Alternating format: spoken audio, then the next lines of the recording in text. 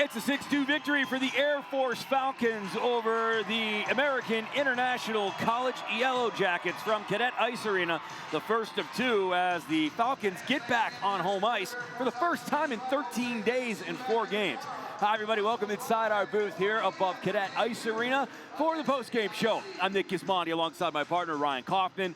All together, that's a great effort by Air Force. Frank Serratori and the group happy with that performance. Yeah, and you didn't know after Bentley whether that was the start of some great things to come or it was just an outlier for a team that has struggled to score goals. Well, we got a pretty emphatic answer tonight. Yeah, and a nice group of highlights to show you as well from multiple different goal scorers. The game started off a little bit funny. It was 1-0, and then Nate Horn ties things up at the 10:03 mark. It was a great response by Air Force because so many times one early goal has begat a second one. Tonight, Air Force stemmed the tide and said, no, we're going to be the aggressor, and they answered in a big way. And then they answered right after that because it would be Luke Rowe with this blast on the power play to make it a 2-1 game. Yeah, Rowe from the outside, a little bit later, heading from inside. That dynamic duo on the blue line, so good for Air Force. At that point, not too bad for the Falcons, and then Andrew DiCarlo to make it 3-1 at 13:38. Yeah, one of those guys that finally got off the schneid last weekend at Bentley now has 2 goals in 3 games. 4-1 would be the score at 9:30 of the second. It was Austin Schwartz shorthanded. I don't know many guys in Atlantic hockey that can catch up with this guy when he gets some open ice. Austin Schwartz, so good, and beats Wallstrom there.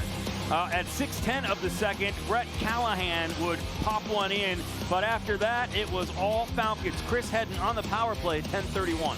Yeah, Luke Rowe with the longer distance shot there, but Hedden so smooth with that wrister, and he would not be done in that third period. Gavin and Costantino picking up helpers on that, and again, the weird one, the empty net after Wallstrom got pulled at the 7-minute mark at 6:07.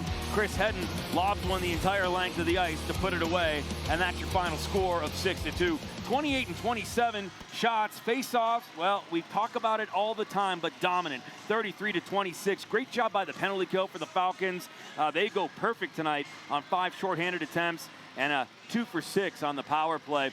Partner special teams made a difference tonight, and I think that if you hear from Frank Serratori after this one, he's going to point to that as well as the increase in shots on goal. Well, it was a huge emphasis coming in, was making sure you won the special teams battle. I don't think he would love the fact that his team was in the penalty box 5 times, but they did a great job killing off those penalties, of course, highlighted by the shorthanded goal by Austin Schwartz. Couple weird ones in this one, that's for sure. Some firsts for me in 29 years of doing this, but thank you so much for being with us, partner. Great job as always. Thanks, buddy. Always a pleasure. The final score tonight, Air Force 6, AIC 2. Next weekend, Air Force heads to West Point to take on Army in an attempt to sweep the season series with the Black Knights. This has been a presentation of Altitude Sports and Entertainment, your home for the Air Force Falcons. From myself, Nick Gismondi, my partner, Ryan Kaufman, and the entire crew, thanks for joining us, and we'll see you all season long on Altitude Sports. Good night, everybody.